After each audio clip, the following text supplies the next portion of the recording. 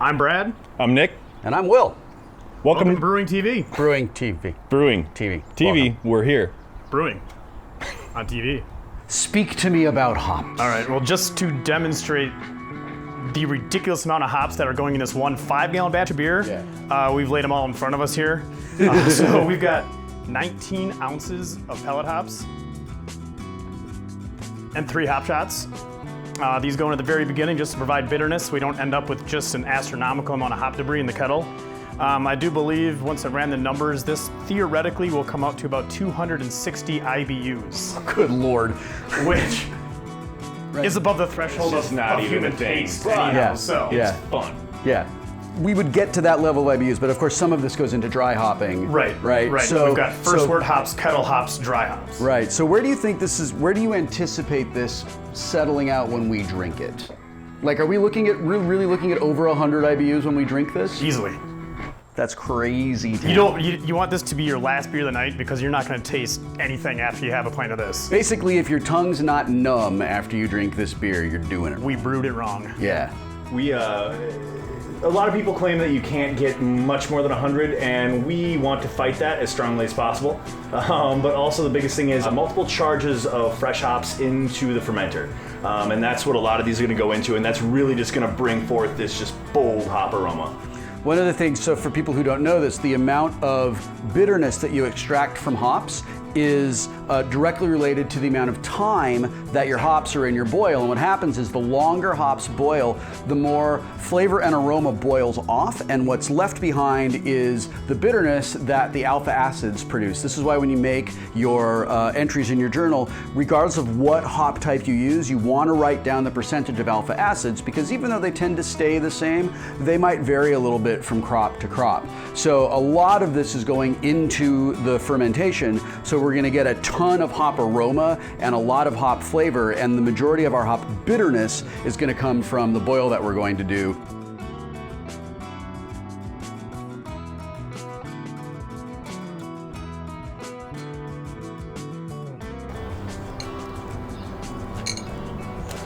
Will, you want to dump those on in?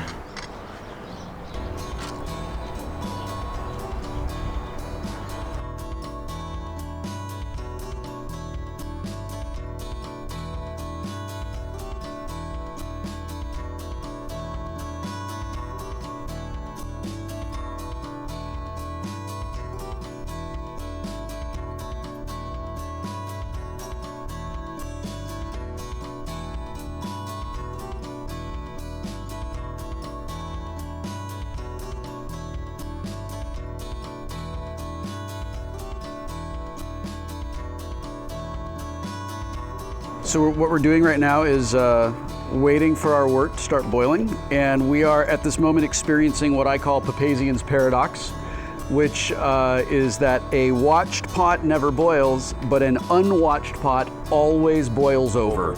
Yeah, always. So watch it. Without fail. Kind of watch it. Yep, we've got plenty of headspace on this one though, so that should help control that to a certain extent. Where do we end up at? Just about 8 gallons? Just shy of 8 gallons. Yeah. So we've got 2 gallons of headspace, which should be more than sufficient to avoid a boil over if we're paying attention. If we're not paying attention, you can still boil over. Yeah. I've never had a boil over on the stove when I was still boiling in the house. Those are the worst.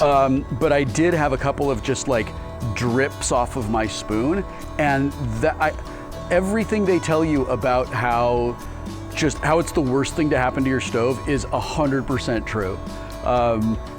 In fact, it was one of the many reasons my wife encouraged me to move outside was this one little spot on our stove that we've never been able to fully repair. I will say that when I was brewing in college still, I lost several security deposits in a row due to boilovers on my stove, to the point where my roommates at the time eventually encouraged me to basically get the hell outside in no uncertain terms. So, no, definitely a thing you want to avoid. I love watching that stuff get moving around. It's really cool. Just watching the thermodynamics of the heat as it rises through the kettle and kind of like move around and get going. Absolutely. Start to get turbulent and faster until all of a sudden the first rolling boil pops up from the bottom of the kettle. Yep. The clarity of this wort is blowing my mind. I have never seen anything like this. It's the benefit of a pump and recirculated mash. Yeah. Absolutely. No, I think that's one of the biggest things about brewing that people really, at least people like me, that kind of like to geek out on anything, really. I mean, it can be science, it could be something you find online, doesn't matter. But just that there's always something new. And just when you think you know everything, you're proven wrong, that you know absolutely nothing. One of the things that really attracted me to homebrewing as a hobby is that there is always something to learn. Whether it's about boiling, or it's about mashing, or it's about hop selection, or glassware. I mean, like, there is always something to be learned, and I love how willing my fellow homebrewers are to share that knowledge. When my son suggested that we start homebrewing as like a father-son summer activity when he was home visiting from college, I was real intimidated by the idea of it. So my son said, "No, I'm pretty sure we can. Let's go." So we went to the homebrew supply by our house, and I walked in and I said to the guy, "I had this really bad experience in college, but my son really wants to do this. Is it as hard as I think it is?" And he's like, "Can you boil water?" "Yeah, you can make beer." Yep. And he walked us through the whole thing, like basically gave us a private workshop in about 15 minutes on like demystifying the homebrew process. And it was one of the most wonderful gifts that's ever been given to me, because it gave my son and me something to do over summer together. Like, it brought us closer, and we were already really close. And it created what has been just a never-ending hobby for me that has brought me so much joy and brought my neighbors so much great beer. It's one of those hobbies that there's really no end. I mean, it's mechanical engineering, it's biochemistry, it's microbiology, it's enzymatic science of all the enzymes. It's as deep as you want to make it. And that's a great thing. There's no end. You can stay all extract brewing if you want. You don't have to go way into it, right? You don't have to do that. And you can still make good beer.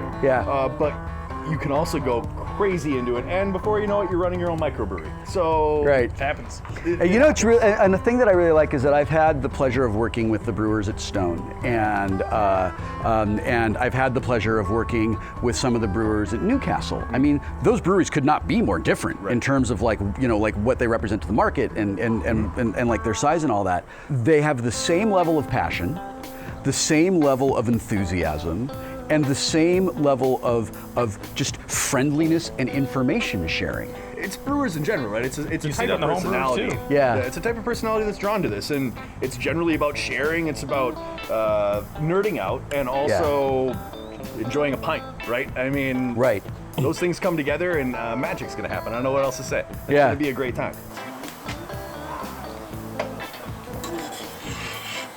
Using carbon dioxide to actually extract all the resin out of the hops themselves. Originally engineered by the industrial brewing division of the world, and then co-opted by craft beer to make like the hoppiest beers known to mankind. That foam's going to get going, and right around the time that foam starts to close in, there should be a couple of bubbles will come up as the heat excites the molecules inside, the hydrogen molecules, and they start bouncing all around. And then as they bounce off of each other, they split off from the hydrogen molecules. From the oxygen molecules, and that's what boiling is. I've never done this. But do you skim the foam off the top? Some people do. Some people won't. What's the thinking behind doing that? Just less crap that makes it into the fermenter. Oh, okay. It's break material, right? Yeah. Yep. But others claim it's good for yeast and nutrition and get a more vigorous fermentation. It all settles out anyhow.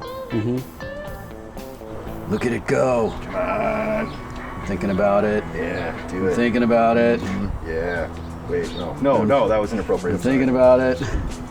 Ooh, you don't want to kill that foam.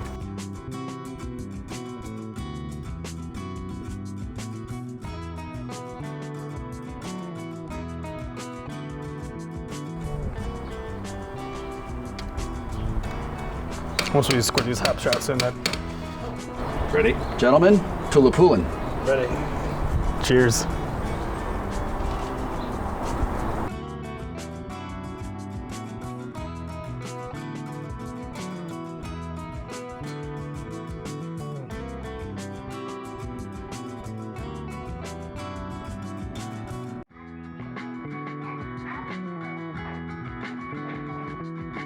All right, so we got 20 minutes left in the boil here. And it's really hard to find Simcoe these days, at least from a homebrew shop. That's what this is right here. It turns out that I had a lot of Simcoe in my freezer because I just went on a hop buying spree about a year ago. So I have, I mean, basically the hard to get hops because I was like, there's gonna be a shortage of these. It came in really handy. Yeah, so normally we would use a hop that's sort of like a Simcoe blend. It's sort of, it approximates. It's a blend to make Simcoe. Yeah, it approximates the flavor of Simcoe, but it's about half the alpha acids of Simcoe.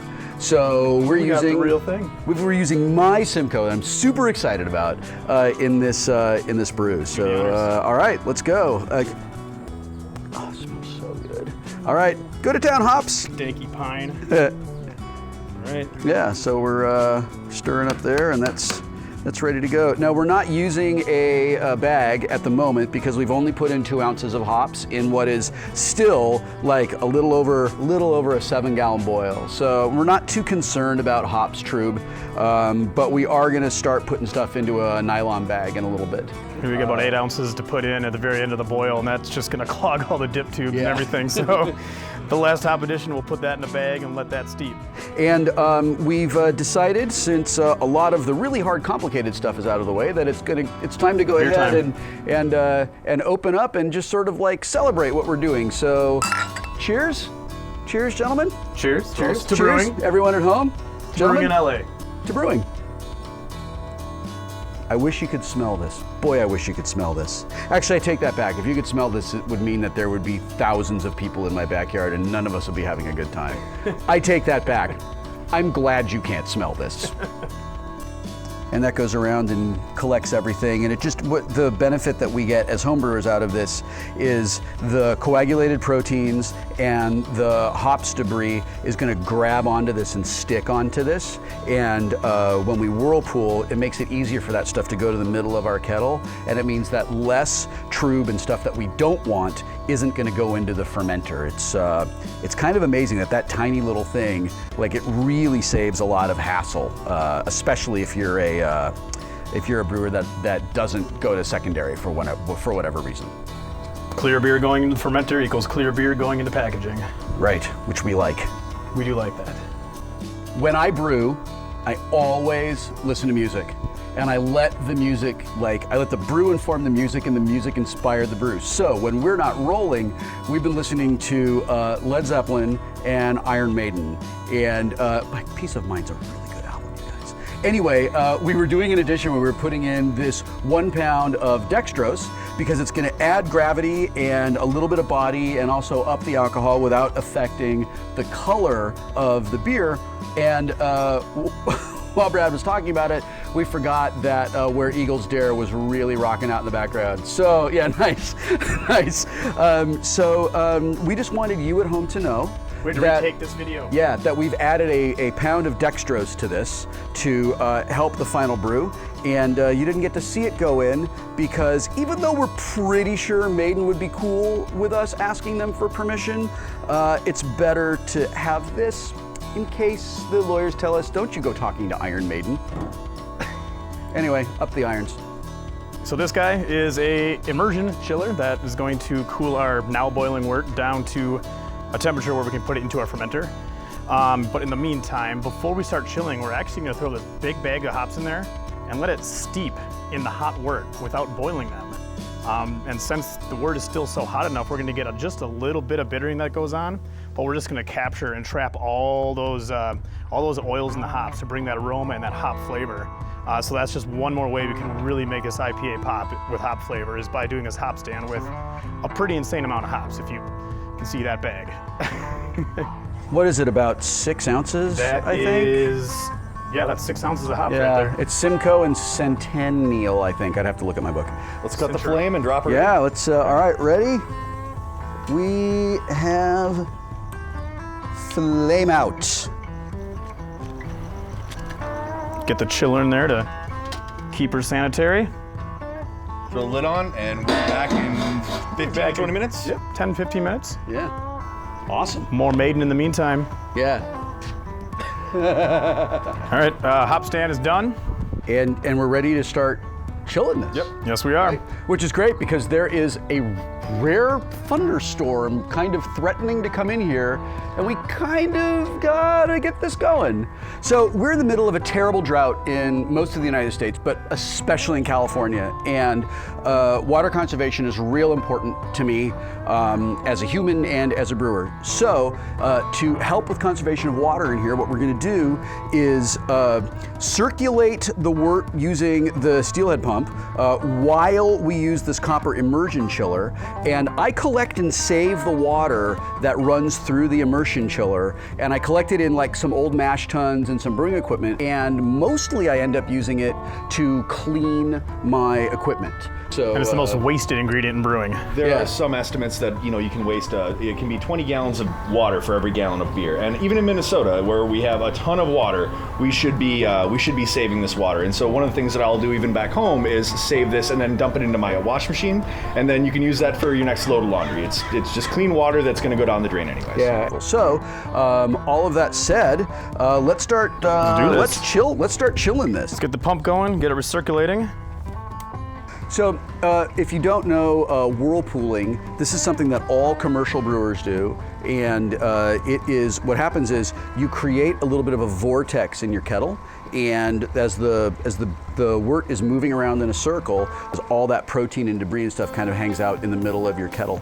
Also, for certain beers, Wood Stout in particular, we use the Whirlpool to do additions. So for Wood Stout, we do a pecan addition. If you don't have a pump, I mean, I haven't had a pump until today, you can still create a whirlpool, just stir your spoon around a bunch, and you'll be able to do that. It's one of those things that I was like, this is so easy and simple and straightforward, and like, why didn't I know how to do this?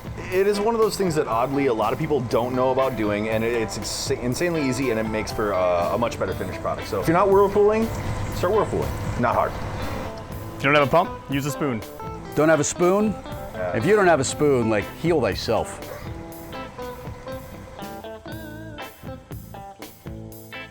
All right, so we're done chilling. Our water conservation efforts have paid off pretty well, and we got a pretty rapid chill. Only went through about That's 28 gallons? 20, and we're ready to go in the fermenter, but first we're gonna take a sample and see where we got.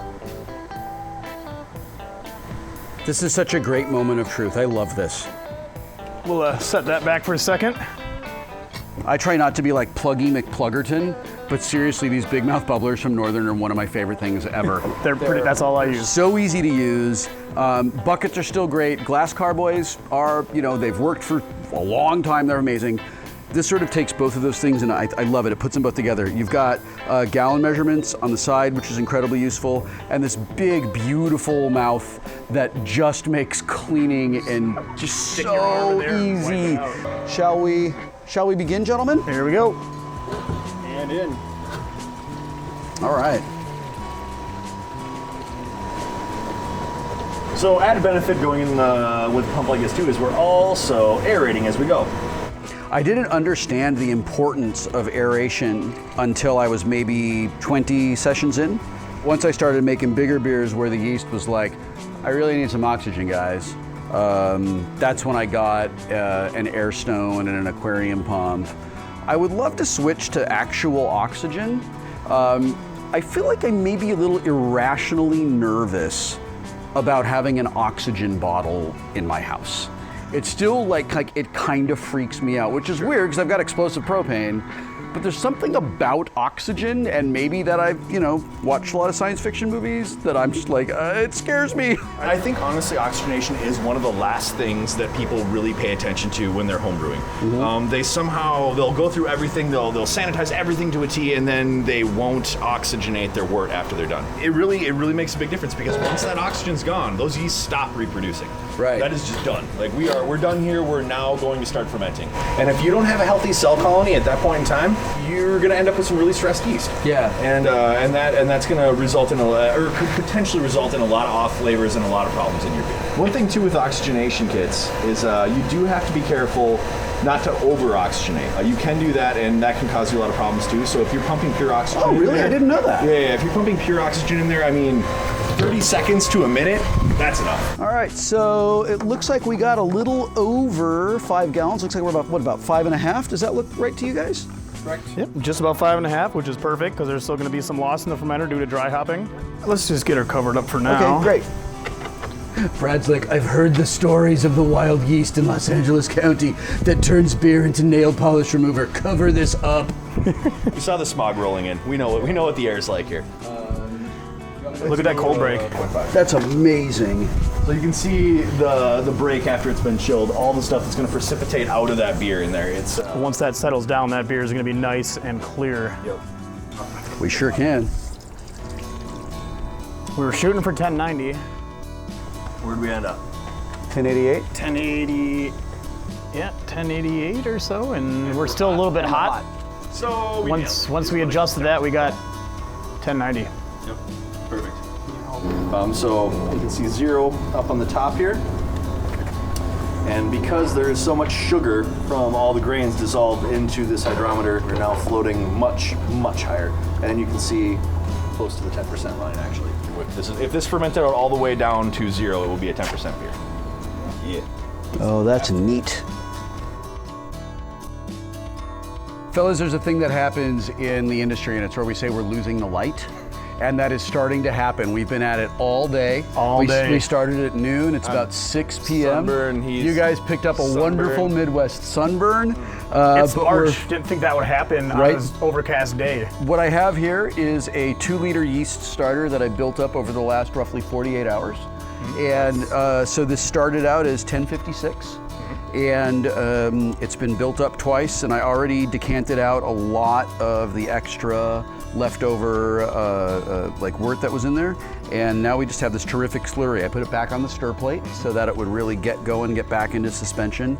And this is pretty close to being ready to pitch. Absolutely. Yep. And I think it's ready to go. And that thing built up twice. We got plenty of yeast in there. That should do the job. Yeah, We ended up at- but this has been great. I've learned a bunch of stuff about like how to make my boils more efficient.